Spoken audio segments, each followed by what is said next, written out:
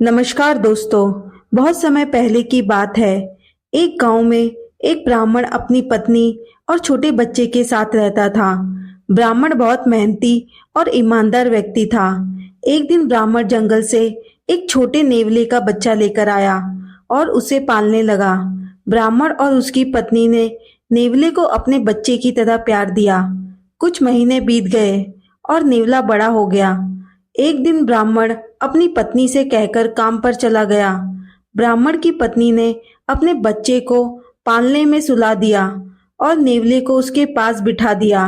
वह पास के तालाब से पानी लेने चली गई। उसी समय एक जहरीला सांप घर में घुस आया और बच्चे की ओर बढ़ने लगा। नेवले ने सांप को देखा और तुरंत उस पर हमला कर दिया।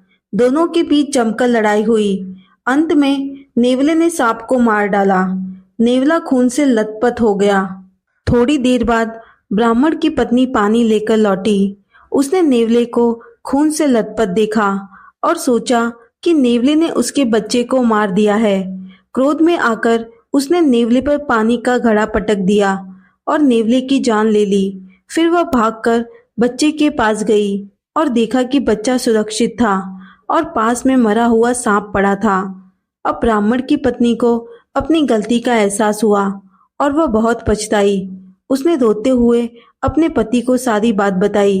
ब्राह्मण ने भी बहुत दुख जताया, लेकिन अब कुछ नहीं हो सकता था। नेवला, जिसने उनके बच्चे की जान बचाई थी, अब खुद अपनी जान गंवा बैठा था। ब्राह्मण की पत्नी ने नेवली की मौत के बाद स्वयं को अपराधी महसूस किया। उसे अपनी गलती का एहसास हुआ। उसने अपने पति को सारी कहानी सुनाई। ब्राह्मण ने भी उसे सांत्वना दी, लेकिन दुख दोनों के दिलों में बस चुका था। नेवले के बलिदान की याद हमेशा उनके साथ रही। कुछ समय बाद ब्राह्मण ने अपने गांव में नेवले की एक छोटी सी प्रतिमा बनाई और गांव के सभी लोगों को यह कहानी सुनाई। उन्होंने बताया कि कैसे नेवले ने उनके बच्चे की जान बचाई थी और कैसे जल्दबाजी में लिए गए एक फैसले ने एक निर्दोष जीवन को समाप्त कर दिया। गांव के लोग इस कहानी से बहुत प्रभावित हुए और उन्होंने भी सीखा कि किसी भी स्थिति में शांत रहकर और सोच समझकर ही निर्णय लेना चाहिए। ब्राह्मण की पत्नी ने प्रतिदिन नेवले की प्रतिमा के सामने दीप जलाया और उसकी आत्मा की शांति के लिए प्रार्थना की। इस घटना के बाद ब्राह्मण और उसकी पत्नी ने यह प्रण लिया कि वे अब किसी भी परिस्थिति में जल्दबाजी नहीं करेंगे और हमेशा सोच समझकर ही निर्णय लेंगे। उनका बच्चा बड़ा होकर एक समझदार और दयालु व्यक्ति बना और उसने अपने माता पिता की गलतियों से सीखा।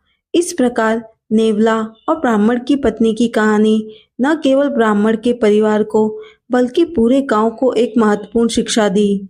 आज भी इस कहानी को सुनाया जाता है ताकि लोग जल्दबाजी में निर्णय लेने से बचें और हर परिस्थिति में धैर्य और समझदारी से काम ले।